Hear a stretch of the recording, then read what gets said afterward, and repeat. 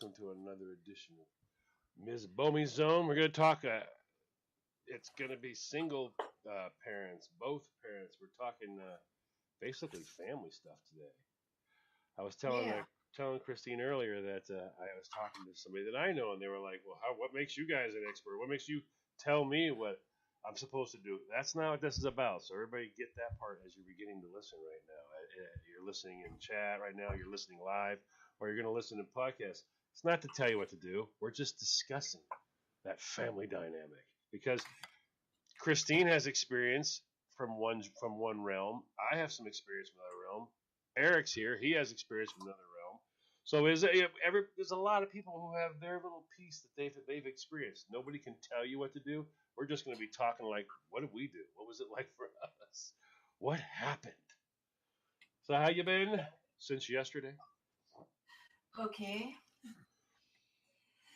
Just counting down the days. Can't wait. Gonna be done soon. Counting down the day. Oh, for the vegan. Oh, yes, for the vegan diet.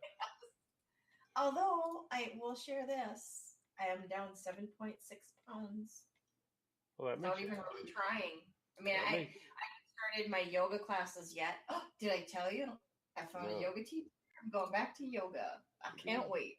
Back to you. See that now? See, yoga for me I know everybody has their own thing. I just stand there and go, so I lose weight if I bend over? I'm confused. And they go, no, it's good for your butt. I understand, good for the butt. Yeah, bending over, got that. Yeah, got that. You know, standing up straight, put my arms like that, got that. But balance. I'm not seeing the whole and then the weight. Wait, what? Shouldn't I be like exercising or doing something like that? I mean, holding my arm up and going, you know, this is the back off dog pose. I just don't see how that's a weight loss program. But that's just me. That's me. Oh, trust me, if you went to a couple of classes, you would know because you'd be in the bathroom a lot. The bathroom? Why would I be in the bathroom? Because after you do class, this sounds funny, but it loosens everything up in your gut. Oh no, you're gonna talk. You're not talking girl stuff, right? Please. No. I'm talking using the shitter. Oh, okay, all right. You have me scared for a minute. No. I was like, well, don't talk girl stuff, please. Sean's already going. La. I'm gonna run. I'm just gonna take off. Run. Yeah. Where the hell did he go? Not talking about it. It's over. Oh, hang on. I can't make it. I gotta check my sock drawer. Oh my heavens. No, right, so why am I not seeing you on the chat room here? What's going on? Eric just logged in the chat room. I see our chat rooms there, but I'm not seeing you on Spreaker chat room. Why am I not seeing you on the Spreaker chat room? We got in there so far. We have. Are you in the Spreaker chat room, Eric? Yeah. Yeah. Okay. It doesn't show up under the Ms. Bomey show. It's showing. I had to go to you, and I see it says from E. Bomey's Locked and Loaded. Why do they keep doing that? That's just weird. First I'm Jim, now I'm you. I guess I don't get to be me. And because it's me, it's assumed explicit right off the bat. I see right up in the upper right. Yeah. Yeah, Eric, you're so nasty. Mm-hmm. So what we got in there so far? Smile Money, Douglas, yes, and J-Dog. Welcome. So I have questions. Okay. Yeah. So okay, we're done talking about yoga, but just as a side note, Wendy's coming with me, so we're Who? Wendy. Oh, Wendy. Yeah. Okay. So that'd be fun. Anyways, okay. You know, so it just seems like, I don't know, it just seems like a weird thing for me, you know. Okay, transition into the barking dog. You know. I'd be like, what? Downward dog, not barking. Oh, okay, I'm sorry, downward dog. Why did I say barking dog? Do we really have to do that? I don't feel like I'm losing weight barking. But I mean, yeah, Okay. it's just I don't know. It's just I It's don't know. not for everybody. I get it. All right. I suppose we should talk about what we're really going to talk about, and don't let me get off a track here again. Squirrel. Yeah. Well, no. Hey, this is part of life. This stuff happens. You know, it is what it is. And I'm not a yogurt guy. Although I don't mind yogurt. So you know, I don't know if that matters or not.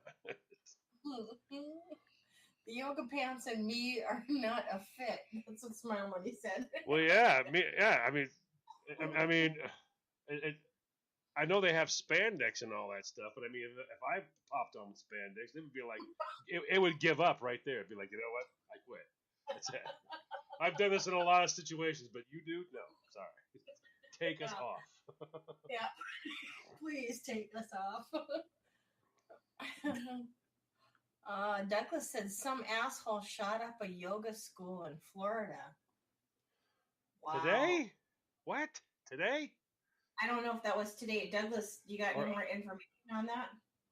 Hopefully that wasn't He just today. put that in the chat room. Or he might be saying that. Yeah, it might have happened in the past. That might be what he's saying. Yeah, maybe. Hopefully. Yeah. But yeah. So a question I have is actually for Eric. Says yes. He says yes, it happened today. Today? Mm-hmm. Holy crap! That's just crazy. Well, if Douglas wants to give us some play-by-plays, we'll continue with the topic at hand. Oh, it's happening now. Oh my God. Wow. Okay. Well, that just changed the mood and everything. All right. Well, the question I had was going to be for Eric. Yes. It was going to Yeah. what was it? And feel free to be honest. What was it? Was there any caution in your mind, or like, I hope this isn't going to happen when you and Christine got together with the girls, since you're the single parent, and she was coming into the relationship? Well, Yes, do tell. I could spend the entire hour talking about just the circumstances leading up to it. So before I can really answer that, John, you should probably have some history. At the time of my divorce, the said woman, my ex-wife, she did everything she could to destroy the relationship that I had with as many people as possible. I mean, she told everybody the reason the divorce was happening is because of me, because I was having affairs. At the time that my relationship was ending with my first wife, it was roughly from the point that I was asked to move out of the house, over, I think it was a year, over a year went by without any conversation at all with Lily, and almost 2 years of no conversation with Samantha because of all of Mommy's lies. I used to call the house every single day, and I got one excuse after another. I used to send birthday cards, Christmas cards, Halloween cards, any opportunity I could. The checks were getting cashed, but as it turns out, after the facts, though none of those cards were ever given to the kids. So Lily was the first person. Now you got to keep in mind, by this point in time, I am deep in a relationship with Christine, and I haven't had any conversation with either of my children in well over a year. And I knew Christine hadn't been a biological mother. I knew that she was more family than any other woman that I had ever known. And like, you can just look at somebody and see who their friends are. You know, when your friends are caring, sharing, act like family, and they've been your friends forever. I mean, my ex couldn't retain a relationship with anybody for more than it seemed like a few months. The only one that she seemed like she had relationship with that lasted more than a few months, it was like both of them are toxic and they existed off of lying to each other. So now I'm in a relationship with Christine, and I know she's not a mom. She can't be health wise. She can't be a mom. She appears to be good at it, but it's just something that's not going to happen. My ex, was, typical of so many stories that you hear of guys talking about, you know, I'm doing everything I can just to live. I'm going through a divorce that I didn't want, a loss of my family. I didn't believe in divorce. I didn't believe in temporary anything, and now I'm living in a friend's basement. I'm being leveled for $1,000 a month in child support for kids that won't even speak to me. And at a certain point in time, Christine finally told me that I was destroying myself. I'm making phone calls. It was every day, and then it was every other day, and then it was once a week, then it was once a month, and it finally got to the point where the destruction on me because my children wouldn't speak to me was, getting to be too much. And then one day, I got a phone call from Lily, and she asked if she could move in with me and Christine. And it was a rift. It was a rift. I mean, it's one thing when you go to your your girlfriend and say, I want a puppy. It's another thing when you say you want to move in a 14-year-old, 16. a 16-year-old girl. Mind you, at this time when this all was going on, my grandmother was sick with cancer. She had just passed away the month before Lily moved in. So I was dealing with a lot. So it was a very stressful time. But as much as I cared about Christine, I mean, by that point in time, we had already been dating for a considerable amount of time, purchased a house together, and I was just being honest with her. I was like, I'm a parent. I'm a parent first. I'm sorry that this hurts. If you don't want Lily here, then I need to be somewhere else with her. You know what I mean? I have to be a parent first. It was like some of the hardest things to contemplate, to be totally honest. And then, all of a sudden Chris is like, okay, so Lily moves in with us. And I remember having this conversation. How long before you think Sam wants to move in with us? I'm just like, how am I supposed to answer that? It was like I've already beat her up, and I moved in a kid, and I basically made her into an instant mom. And I was bucking and kicking the whole way because this wasn't what I wanted at that point in time. And I guess here's the Cliff Note version. Within 6-7 months, Samantha asked to move in with us. And no, it was a year later. Oh, was it a good year? It was about a year and a half later, because then you guys started talking. Oh yeah, so it was Lily had been with us for almost a year and a half, and I suppose having conversations with Samantha finally figured out that all the lies.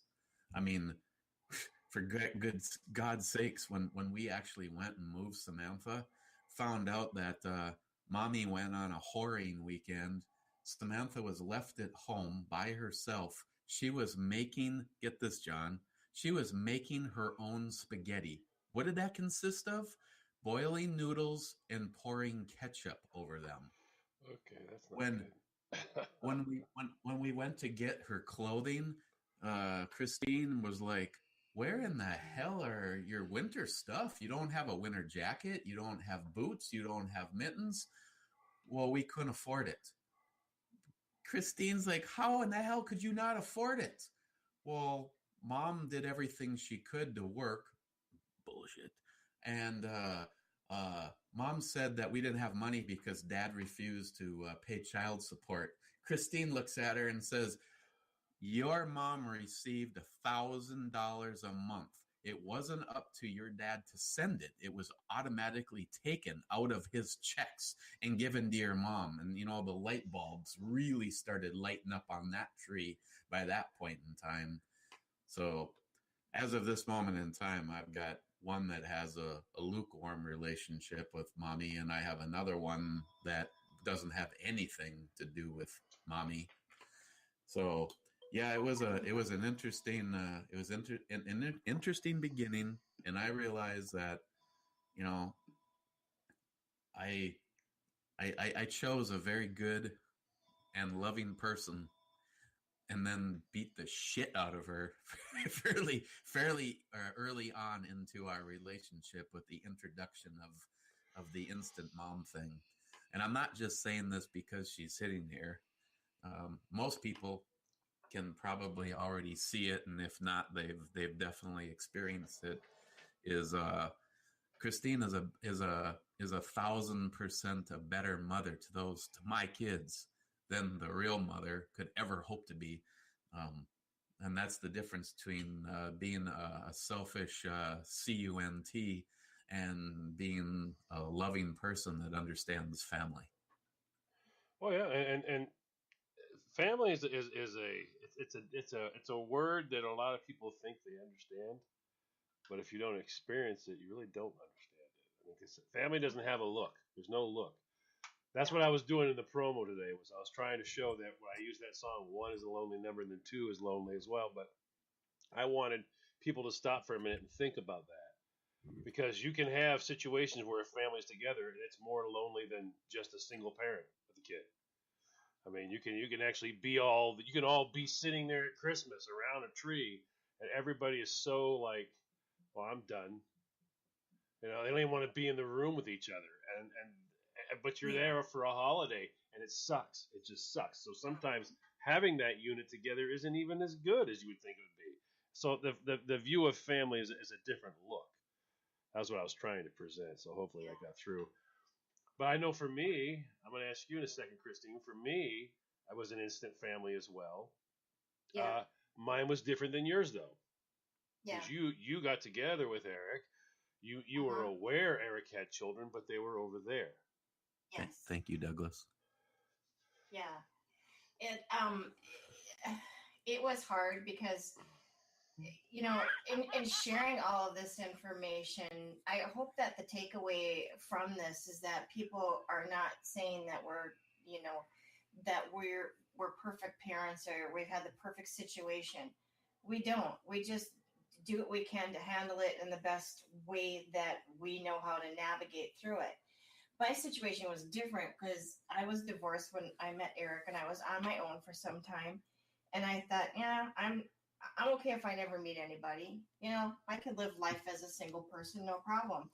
So enter in Eric, and so then we started having a relationship, which was really good. And but then all of a sudden he says to me, I have two kids. Yes, I'm aware of that. And then it was really hard to watch him go through the situation of reaching out to your kids and not getting that reciprocated back to you. And he really would beat himself up for it. And I would tell him, there's nothing that you can do about it because unfortunately, you're not there in their life anymore. You're removed from their life. You're not a family unit anymore. The dynamic to roll with it. So for me, it was hard because, like I said, when we got Lily, she was 16 years old. She had a very tumultuous relationship with her mom. She was going through depression. She was cutting. This kid literally was broken when she came to my door. So dealing with that and dealing with the grief of losing my grandmother the month before due to cancer, I just thought, oh my God, what the hell have I just gotten myself into? Can I do this? Yeah, because I can. Do I really want to do this? Well, no, I'm not so sure about it. And there was lots of conversations that Eric and I had because I just wasn't. He saw it different than I did. He was like, "You're going to be fine. The kids are going to like you. Blah blah blah. Everything will be great." I didn't see it that way because I'm that person on the outside now coming into this existing family between fathers and daughters. So for me, it was a little bit more difficult, a little bit more complicated process, but it was a lot to go through with Lily. There was a lot of sleepless nights with her. She had a lot of problems, a lot of things to work through. She did, I think, for the most part, work through them. You know, Yeah, it took a long time, I think, for her to, get her depression under control, get all of her other issues under control. I think today she still struggles, with the relationship of mother and daughter, because every daughter wants to have a good relationship with their mother, but some mothers are just not very capable of, doing that. And that's okay. I mean, I'm not judging. I'm just saying that that's how I viewed it and that's how I saw it. So it was a rough patch. It was a very, very huge adjustment, because I went from being an independent person living on my own to having a boyfriend to now all of a sudden here, ta-da, you have an instant family. Oh, okay. And one of the things you just said is a hard. It is a hard thing. A lot of people don't realize it, but it really is. When you're the single person, okay, you don't. Yep. Now, I had a kid, but he was over there. He was in Missouri. All right, I was paying my child support. No problems there and all that. But I was single now, and I'm out there, and you get used to having things your way. This is going to be this way. This is going to be, but that's one of the kicker things when you come into that situation. That is like it's like someone takes it at the door. It's like someone just says you can put that in this bag and leave it outside, because this is all like a collective thing now. It's hard. It's hard. When you coming in and starting a life, though, I can't even imagine that, starting a life, and then all of a sudden them going, oh yeah, we forgot to tell you to leave your stuff at the door. It's been a year. Take your stuff back outside. Leave it at the door. This is now because I mean you're not used to that. I mean, No. for you especially, I'm thinking you're not used to the whole. In other words, we're making a decision. Okay, sit down. Let's talk about it. Well, hang on a minute. Let me get the kids. They don't need to be in this decision. Why? Yeah. They're not paying. Why are they making a decision? Well, yeah, but see, and there was conversations like that Eric and I had. Oh, absolutely. yeah, and people forget about that, because there's another side. There's another side over there, because you're like, see, that I was there, see, and now I'm here, but I don't understand, why am I having to have other people make decisions for me? Well, we're a family now. I get that part, but why are they helping make my mind up for me? And people can lose sight of the fact that that's hard for somebody. It is. It's a very, very big adjustment for anybody that's going from, and especially in my situation, I never had children. I was never capable of having children. So to go from having nothing to here having kids. And that's the other thing too. I mean, like when Lily came to live with us, Lily was pretty outgoing girl, won't you say? I mean, she had a fair amount of friends. She always wanted people over at the house and do all these things that she never got to do with her mom, because her mom, was very strict about what they could do and couldn't do. And so how do you balance that with you wanting to make the kid happy, but still be aware of the boundaries and the respect and everything that kind of goes along with it? It is such a balancing act, especially when it comes to teenagers. I mean, it'd be bad enough if they were, younger and, when they're full of energy and ambitious and rowdy and stuff. But I'll tell you what, when you get thrown into the mix of dealing with teenagers and teenage girls, it is a whole different world. Yeah, Oh my God. I can only imagine your relationship was like, and if the kids are listening or whatever, or anyone's kids, like, don't ever take anything we're saying as a bad thing. We're just talking about how things can feel to somebody when you're not rested. Because I mean, I had my little boy that I got involved with was 2 years old, so I got to be there for the stages, and it was a process of your raising. You went from Eric passed the salt to 160 miles an hour. Now you got teenage girls. Yes. And that was it too. I'm like, did I just join for NASCAR? I mean, well, yeah. I can only imagine all the things that parents they start, oh, look at little Carrie, she's born and now she's 4, and then the first day of school, and then all through grade school, and all this, then you get the whole thing happening. You're together, you're brushing her hair. I mean, all of that didn't happen. Yeah, you get to learn their personalities Right. as they're growing, like I'm sure you did with your stepson who was 2 years old. Yeah. You got to watch him grow, and you got to learn his personality and his character. It's different when all of a sudden somebody goes, wham, here you go, here's a kid at your door. Well, it's like, And yeah, you know- I got to mold my boy. You, on the other hand, it was like someone set it in the microwave and the bell went off and they went, that's it, we're done. And that's kind of how it felt. And Well, I can You only know, imagine, yeah. I was so angry and I was so frustrated, and I will say that. And even, if Lily was here, she'd say, oh yeah, there's days when she was just absolutely bitchy. And I was, because I didn't know what I was doing. And you just get that way because you're so totally frustrated, and when it's somebody that you don't really know. I mean, I met his kids prior to that and spent some time with them, but I really didn't know who Lily was. I really didn't know who Sam was.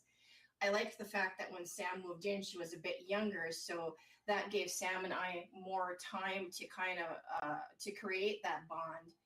And I will say this, and I don't know if this is true for any step parent out there listening, but I am very, very thankful for the fact that I never got attitude from the girls.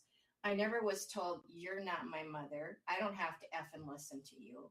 I never got attitude. See, now, and And I got that day Well- one from a 2-year-old. Standing in a room going, you're not my dad. You're not my dad. I mean, but like repeatedly over and over again to the point you're like, what, yeah. Okay. I mean, so can should I just record it and give him a tape player or something so he can just get some rest and he can just turn it on and it'll just blast out all night long?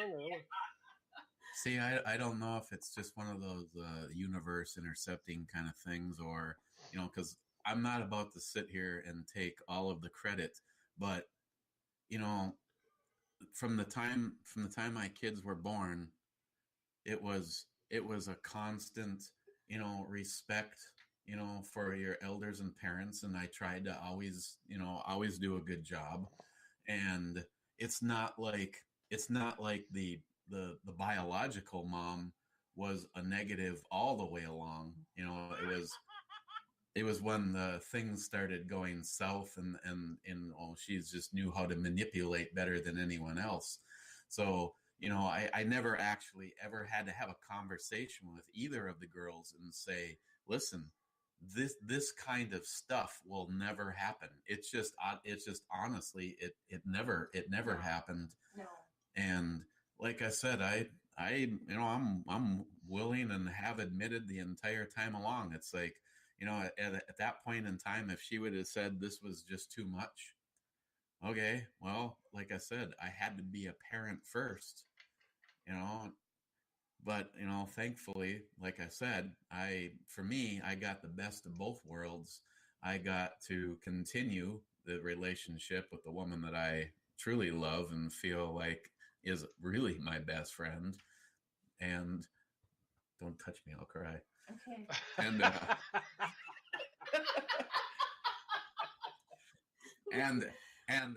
my kids not only started talking to me, but realized that everything they had been told was lies, and ended up living with us, so they understood. And with Lily, it was a much shorter amount of time because she was already 16 years old, and she basically ended up moving to the cities and starting her own life shortly after high school, even though she was told she could stay here as long as, and I still tell them, it's like, you're welcome here as long as you want. What I expect is that you respect the rules of the house. If the garbage is full, you take out the garbage. If the dishwasher needs to be emptied, all that.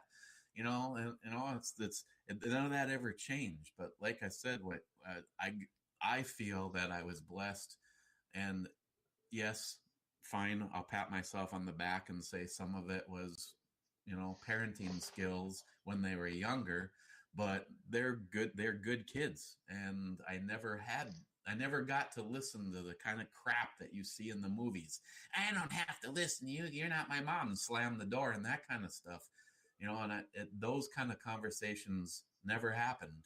And me and Christine, we never had any conversations about anything like that with them around. Mine was just a 2-year-old repeating it over and over again. There was no, and I didn't get I refuse to do anything you're telling me because, bleh. But now, in a way, Christine, you missed you missed some of the things that are okay to miss. Okay. Like Okay. when they go get the orange juice and they decide that the fish, your wife has convinced you to get a fish tank and there's like exotic fish in it. Okay, and they get the orange juice and decide to share. So they dump the gallon of orange juice in the fish tank, and then the fish are flopping around, and you walk out. What are you doing? It's like they run away, and you're like, okay, now how do I handle? Okay, this is wrong. But I got save the fish, wake her up, let her. Okay, I'm confused now. What do I? How do you do this one? I mean, so you didn't get those, okay? Or the outside playing around the car, brand new car by the way, and you got your little toys out there, and you're playing, and then you find a penny on the ground, so you decide to start writing on the car with the penny. And you're drawing stick figures on the car with the penny.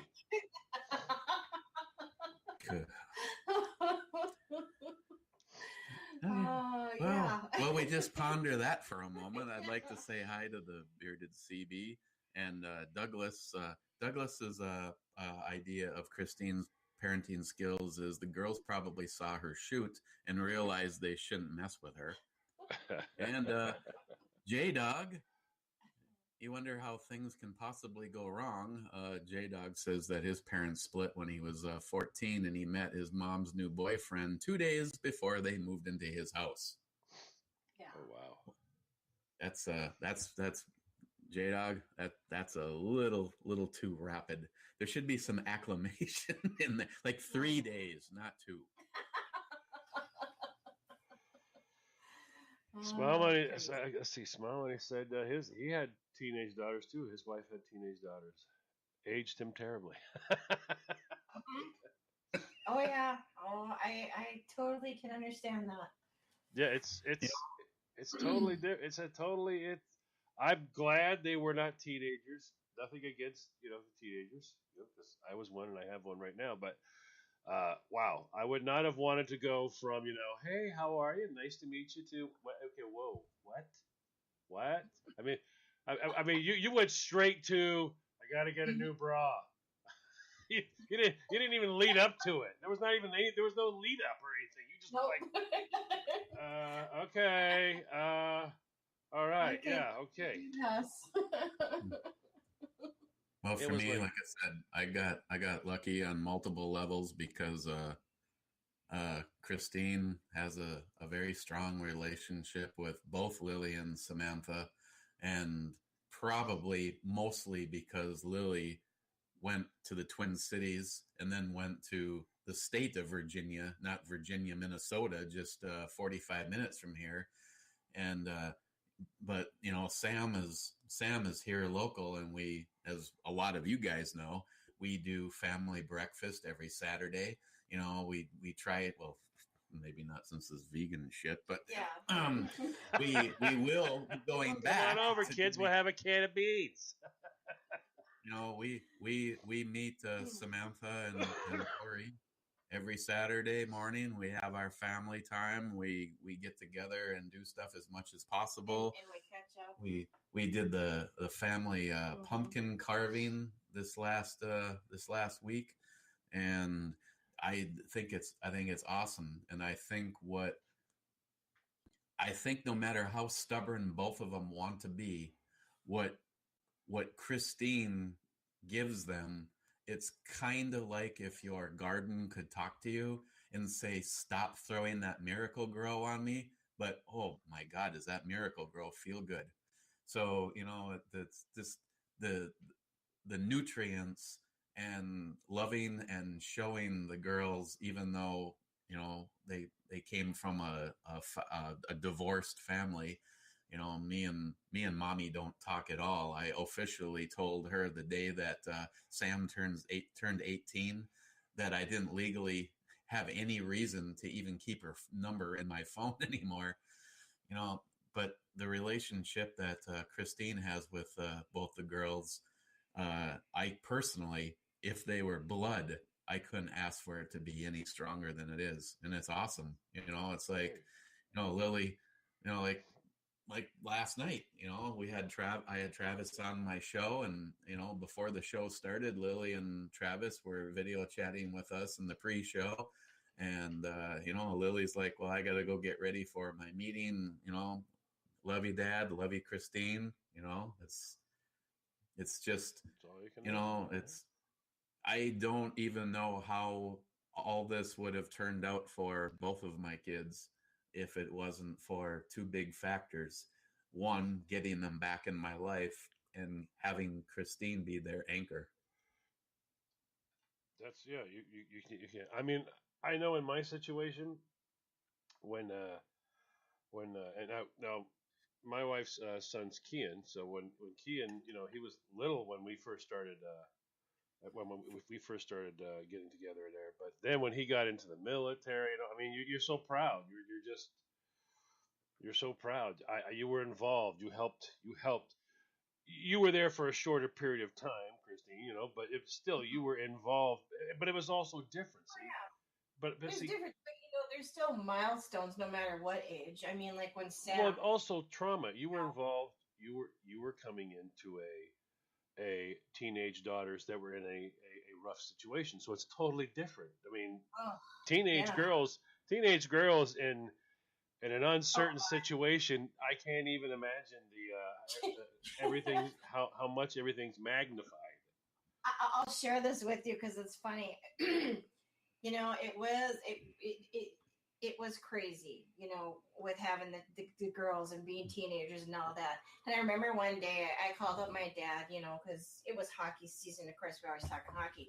I said, Dad, and he's like, yeah. And I go, okay, listen, I'm just going to tell you this one time, and then we're not going to talk about it again. He goes, what? I go, I'm sorry that I was a nasty teenage daughter. And he busted up laughing. He goes, yeah, now you get it, huh? Yep. He goes, okay, we're done. And then we just moved on to talking about hockey. And when you hung up, I will tell you the other half of what your father did. He went into the bathroom and he closed the door and he sat down. And that's when he looked up in the sky and he went, "Thank you, thank you very much," because that's all any parent, especially an Italian parent. And he was I hope one day. I hope one day you have kids just like you. That's what I hope.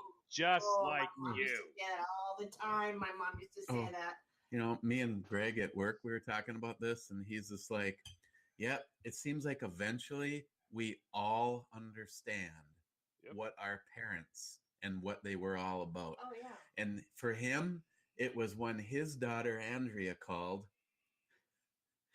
She had been going to college, later in life. It's not like she got knocked up early, but they already had kids, and she had decided to go back to school to become a nurse. And she was working, between work and school and being a parent. She was doing 27 hours straight without sleeping. And she fell asleep on the couch. I'm not sure which of the two of their Rugrats woke up, got their diaper off, and decided to finger paint everywhere with what was in said diaper. And Andrea called crying, "Mom, Dad, I don't know what to do. There's poo everywhere." Oh my God. And Greg just laughed and said, "Uh-huh. You remember all those times that you thought we were evil or whatever? We were just being parents. Well, kid, you're going to have to clean it up just like we did." I remember calling Marty. was off, and I had heard this special little noise, help, and he was in the tub. So I walked in there because obviously, and I'm looking around, and I'm like, I look closer again, and the water is. I'm like, this kid wasn't that dirty, and apparently he had let it all go in the tub. Yeah, but all the toys were in there, and he's holding toys. He's like, help, and I'm like, put the toys down. Yeah, and then now I have to reach in there and pull the plug.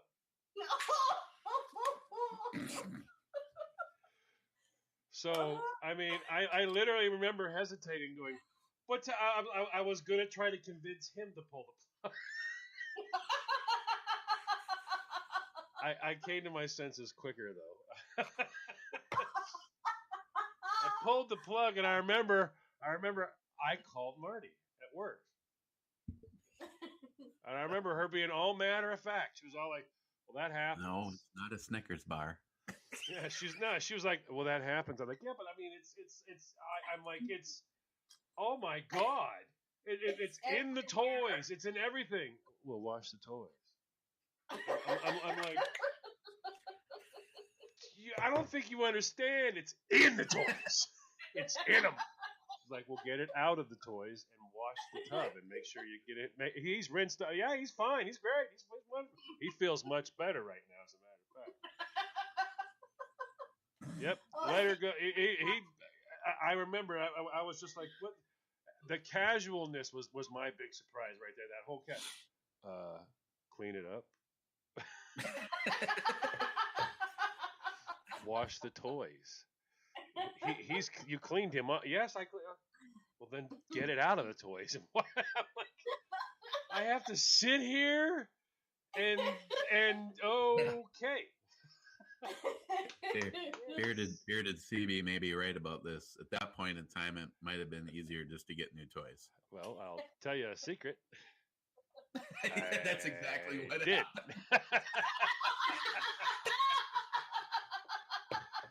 Because they all look familiar to me. They look like those dollar store toys, those little floaty things. So we went and got new ones. Well, thank you for that. That makes me feel a little bit better. You cannot take a little squeezed tomato and put poop in it and then get it out. It doesn't work that way. It goes in. It don't come out. And besides, how are you going to clean the inside 10 minutes ago, it went, now it goes. It was horrible. I mean, I was like, but she was so casual. I remember that instance a lot when I see that commercial on television with it. You have the family and they're doing the baby on the counter and they're giving him a bath and the mother's correcting the father and then the father drops the cell phone in there and they say, by the second kid, she just walks in and hands him the kid in the shower. He goes, "You getting in?" No. Yeah. She walks away and it's like, now you're watching the kid in the shower. I remember in that minute though, the little tiny kid thing. I was in the service, so I wasn't. I mean, I was gone all the time. I wasn't there for all that. You come home, they bounce around and all that stuff. Hey, what's going on? A little scruffy here, a little scruffy there. I'm out of here. So I mean, I didn't have all that. He just shit on the floor. We don't have a dog though. No, it was him. We don't have a dog. Yeah, but it was him. No, they don't shit on floors. Yes, they do. No, they don't. They don't do that. Yes, they do. Oh God. You'd be surprised what they do. Yeah, those are very special moments. Well, yeah. That's for sure. Thank you for that. No, I don't feel so bad about the teenagers. Well, yeah, like I said, you some of that really cool stuff you missed. I'm okay with that. the moment the moment when the little one has been looking for Christmas so hard, and you have to stay up all night and assemble Christmas, but you did it wrong. Mm-hmm. So they go out and get on the big wheel, and as soon as they get on the big one and put their feet on it, the handlebar flies off. And they turn around and just look. They turn around and look at you and go, "You broke it." Okay. My closest poo story, thankfully I don't have one, was I was getting ready to go to bed and brushing my teeth, and my stepdaughter runs into the bathroom. She must have been, God, old enough to know better, 11 or 12. And she's like, I'm going to throw up. And I went, okay, throw up. There's a sink and a toilet separated by frickin' 6 inches. Guess where she throws up? Sink. And I was like, I am like, I as a parent, as trying to be a good parent, I probably should have been a bad parent and made her clean it up when she felt better, but she really was obviously not feeling good. So I sent her to bed and went and got her some honey tea and some Pepto-Bismol or something, and then had her return to the scene of the crime. And I was like, Lorana, what the hell were you thinking? The toilet seat was even up. It was like, there's a big ass bowl saying barf in me right here, and you threw up in the. That's when they look at you. That's when I actually had that happen when they look at you. The toilet, and you go, yeah, and they go, that's gross. The toilet's gross. Okay, great. For the second time? Yeah. Oh, for God. Oh, So let's put him on. Let's put him on. Oh, and So what's it like raising a teenage child? Huh? Oh, I tell you. Tell you stories. I tell you, if we had a 12-year-old bottle of Canadian Wins or Weiser, and could convince him to just stay for the night of one of our shows, it would be a very interesting show. Oh, I would have some fun. I know I would have some fun. But you also have those. Now I wanted to bring this up real quick, Christine, because I call them interruption moments. You're not used to them. They're just not. They're these parenting interruption moments. You know, like you got this plan. You guys are gonna have. I got snacks. I got this. I got that. The hockey game's on. You know what I mean? Everything is handled. The laundry's done. We're set to go. I just want to curl up on the couch. I want to watch the game. There's 3 games in a row, and I got you that crap you like, Eric, and I got you the other crap too. And then you get to wash it down with this crap and some more. So he's got all of his crap, all right, and you have your stuff. And then all of a sudden, that parent thing comes in there. The one for me was we went all the way to Boston. It was a big to do. We're going to Boston. All right. I'm going to get to go to the Science Museum for the whole day the next day. I mean, this is my love right here. Okay, I'm going to the Science Museum. Your element. Yeah. So I mean, he's going to go to a kids museum. She's going to get a chance. I mean, it's this huge museum. All right, and we're all going to meet together at the planetarium. We're going to watch that 360 Max, whatever it is, Planet movie later on. We get all the way to the hotel. I've navigated Boston, okay, which is a horror show for me. I hate Boston, but I've navigated it. We're there. We get all the way up to the elevator. We stick the key in the door. We walk in the room. Pukes right there in front of the door. Show's over. Oh, no. Show's over. She's like, okay, well, let's just take the stuff back downstairs and go home. I'm like, what? So all the people wondering, why are you bringing this up, John? It's that moment, that moment right there. I just got robbed. Yeah. I just got robbed. So that's that moment where if it's your kid, all right, you're fine. You're fine. This is life. But when you're in that brand new situation and that happens, then you're kind of like, I'm feeling like really selfish right now. Why can't he just go to bed? Can't he just go to bed and sleep it off? Yeah. I'm sure you had a couple of those too happen to you, where you're all set and ready for that fun moment, and then it's like, nope, parent time. Yeah, there was quite a few of those moments. Absolutely. So here, I've got a question that I wanted to ask you, seeing that you're kind of in the step parent category too. Did you find it hard with your wife when it came time to dish out some punishment. Okay, now I know kids, we were all a kid at one point in time. We like to push the envelope. Okay? But if you set the ground rules and they just go over that line to test those waters over there. But running into the bedroom going, put the bite guard in before I hook up the electrodes isn't fair. just kidding. That never happened. But how did you find it difficult? Because let me tell you, like, my background growing up, my mom was very strict. I mean, she had a look, and you know when that look came out that you overstepped your bounds and you better pull it back, because if you don't, hell is going to break loose. So I had that mentality growing up, and that stuck with me, where Eric was a bit more laid back and relaxed about it. Not that they were going to get away with it, but he just came at it from a different angle. Well, he had experience. In your defense, Eric had 16 and 14 years of experience. Right. So, and you had like an hour and 45 minutes. 2 minutes have gone by. See, I had mastered the look. Christine was still using shock therapy. Oh no! I mean, he pushed envelope. Like, how do you guys come together? Well, it was a little bit different because you had more time with them. Well, it was different. It was different, but it was also in some instances worse. It was worse because I remember one day the first day he ran up to me.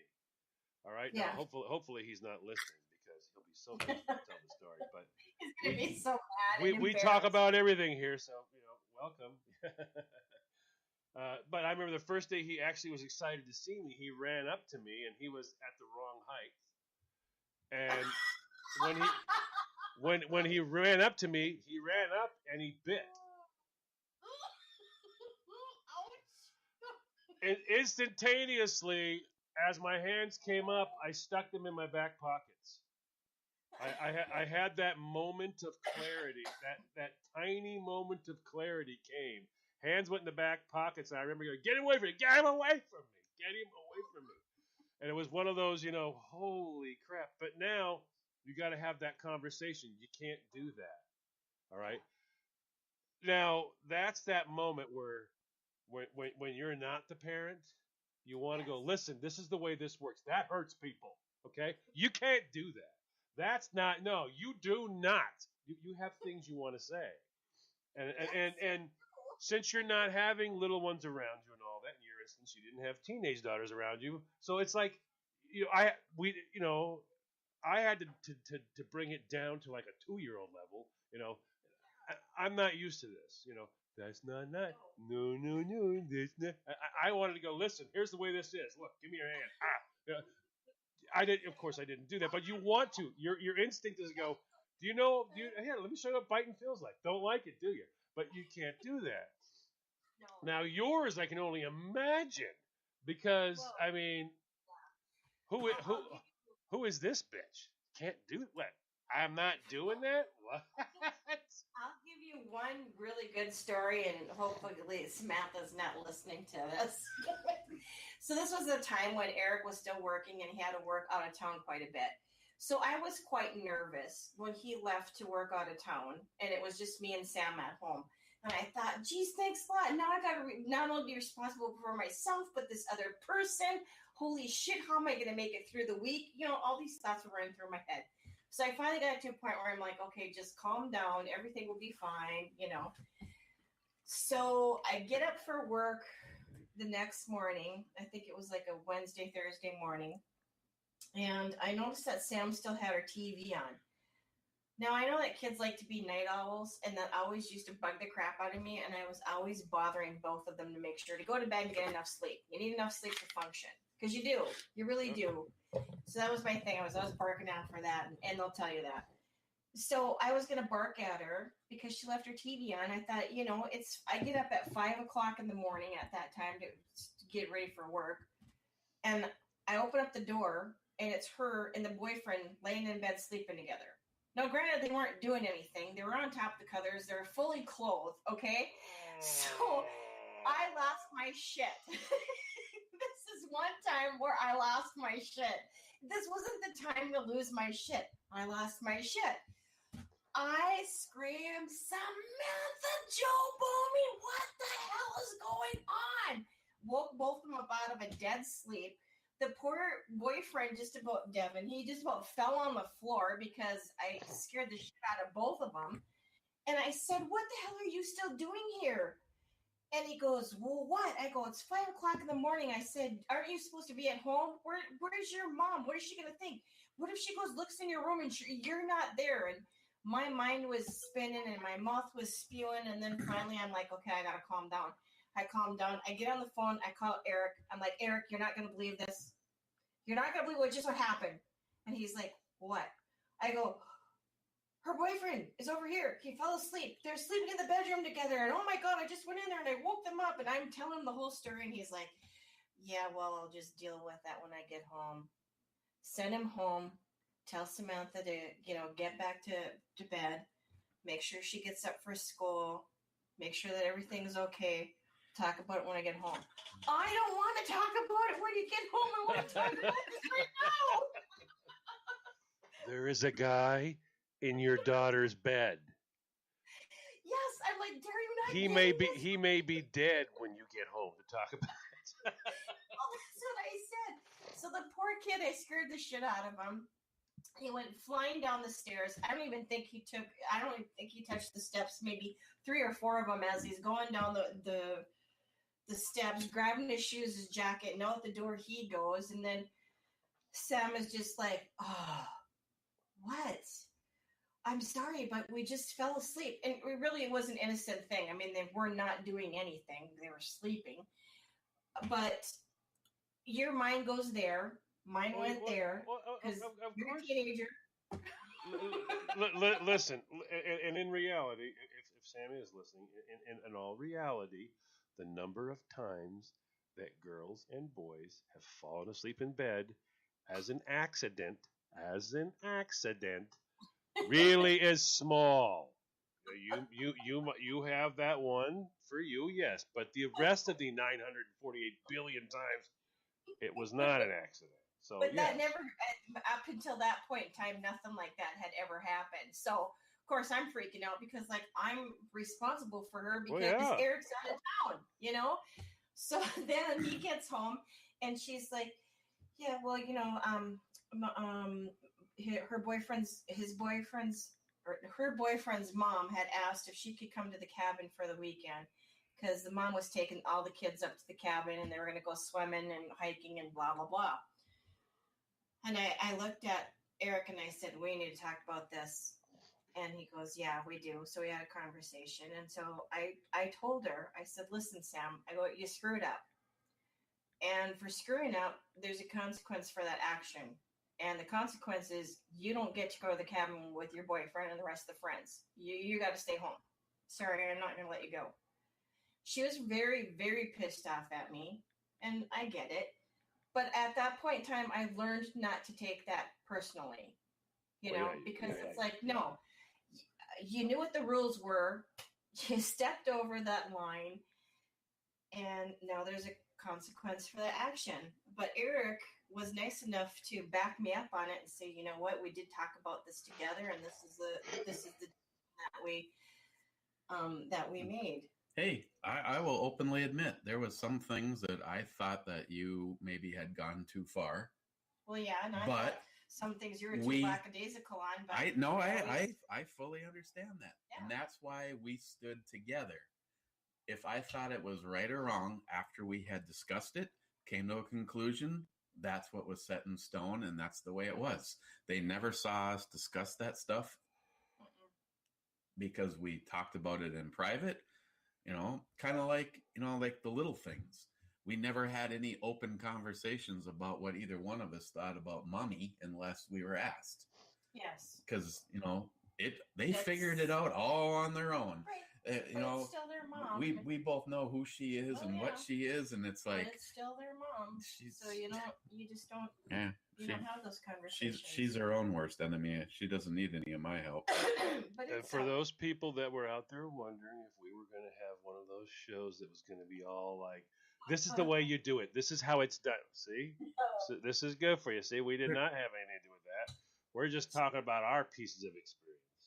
That's it. It's just our experiences. They're really, we can maybe throw stuff out there as a roadmap for new parents. Yep. For But parents that are in this situation. unfortunately, a lot of you're gonna have to learn as you go. Oh, yeah. You know, it's Well, there's no. I mean, there was no. Imagine the size of the handbook.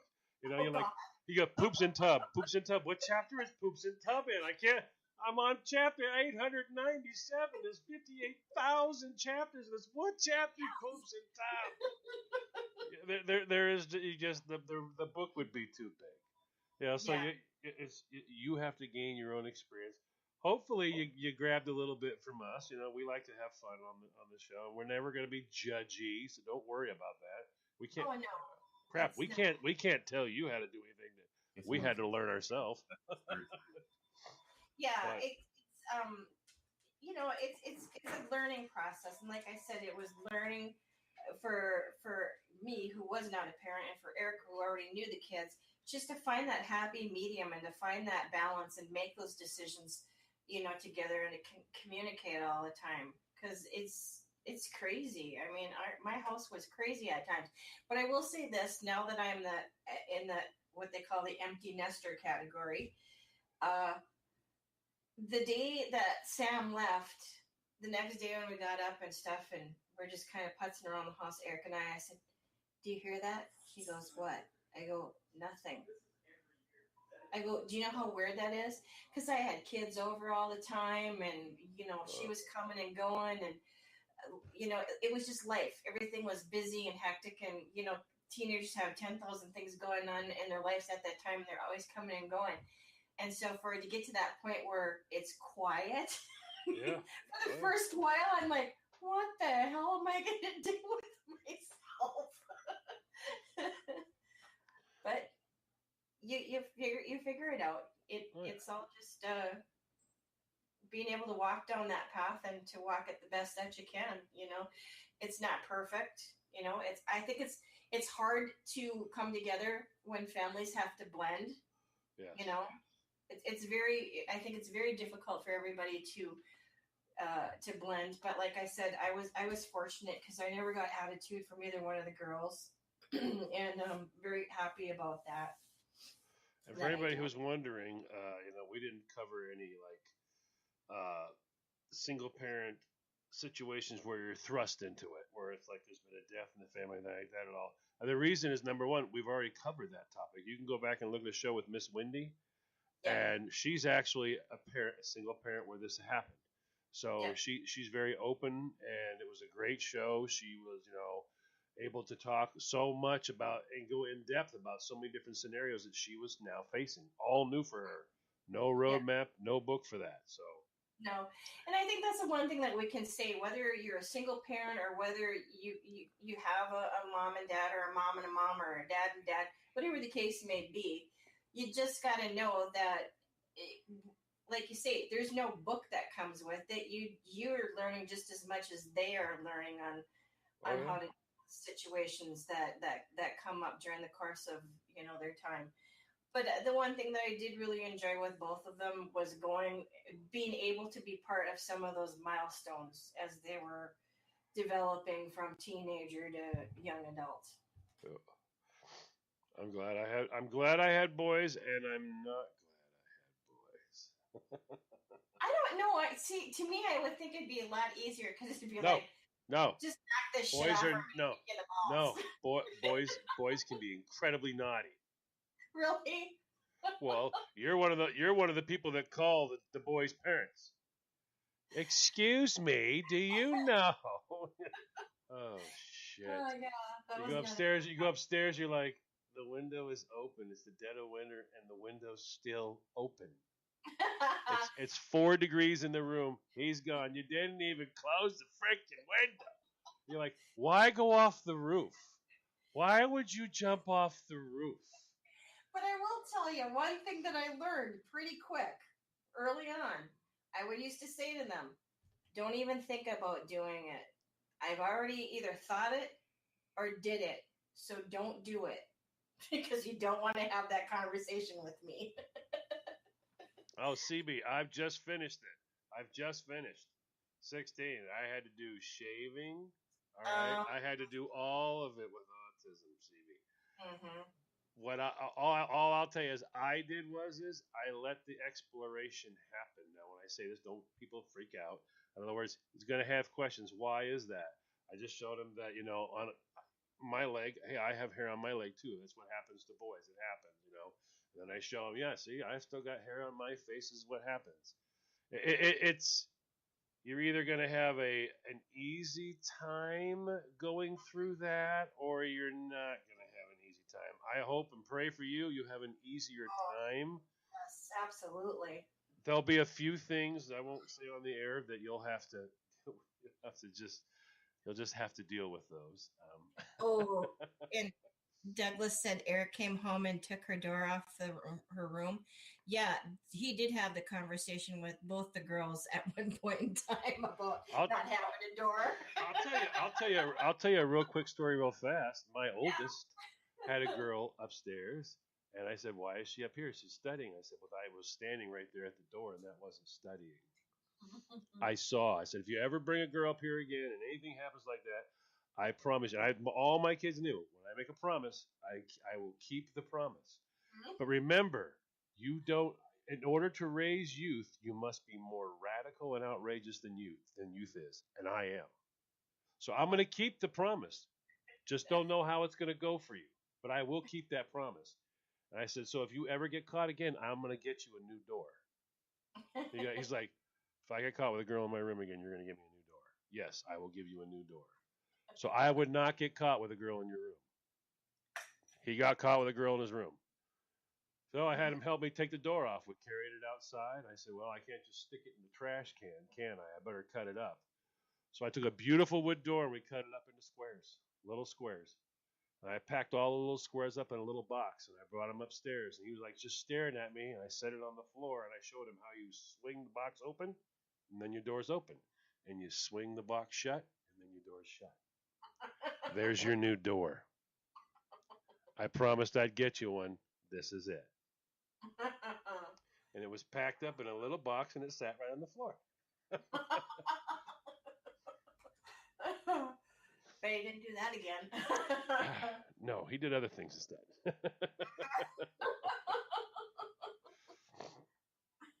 Yep, no. Yeah, the worst thing I ever did was when I told him I would he got caught smoking pot. I said, if you ever get caught, and this is at school, I'm like, I understand. See, things were different when I was a kid.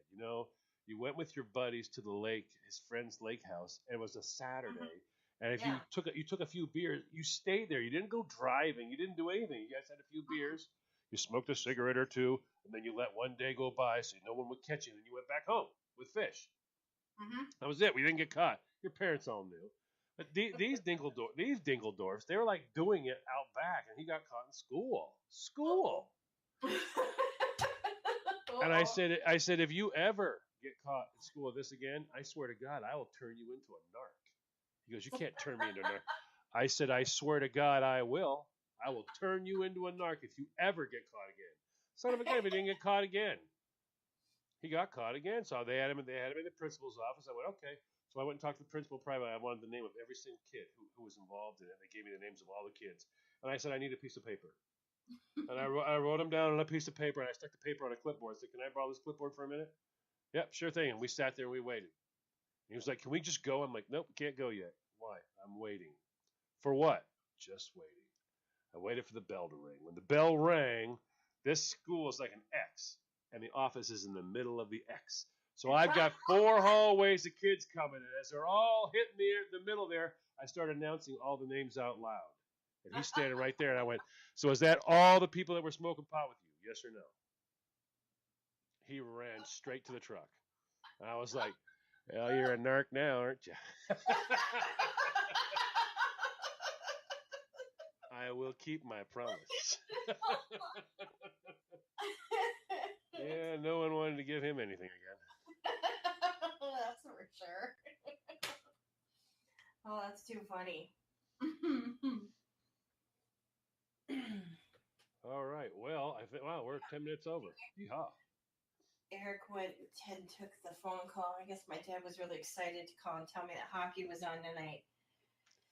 The Wild were playing the Blues, and I guess the Wild are ahead 4-1. All right.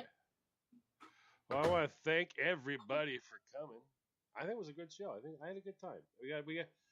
We got a chance to get some of this out there, which is good every once in a while because Oh yeah, but usually I don't share this much, so this was kind of new for me because it wasn't like something that I would normally talk about. But it just kind of got me thinking one day because one of my coworkers, who actually is a single mom right now, trying to raise two daughters of her own, and was just going through some rough times with her teenage daughters, and I'm just like, oh yeah, I remember those days. oh yeah. I thought, why not do a show about this, just to put it out there.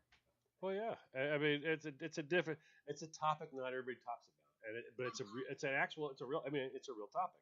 It happens every single day, every single day. Two guys, two gals, two gals and gals, guys and guys. It's everything. There's no scenario that this does not happen in. So, yeah. And since there's no book, because I know I could have used the book in the bathtub that day. Oh yeah, me too. Since there's no book, it'd be nice to be able to listen to somebody else go, oh, so I'm not crazy. Yeah. Gotcha. Okay, so the scenario's crazy. Nobody knows what to do, and you just go at it full bore. Gotcha. Well, that's good. Maybe somebody will just listen to it and have that validation of, oh yeah, I guess we're not crazy. Oh yeah, they did experience something similar, and that's okay too. That's right. Absolutely. So yeah, I can't believe how fast the whole hour and 15 minutes went by. I was like, here we are, we're done. But I hope that people will enjoy the show when listening out there in podcast land. Because, you always hear about people talking about what my son did or what my daughter did and this cute moment or that moment when they push the envelope. But nobody talks about the whole scheme like we did, about being the single parent, the step parent, the parenting together. It's and for lack of a better phrase, it is an instant family. It literally is an. As I mean, there is like whatever your day may be, there is a Wednesday. Yes. And you are not a parent.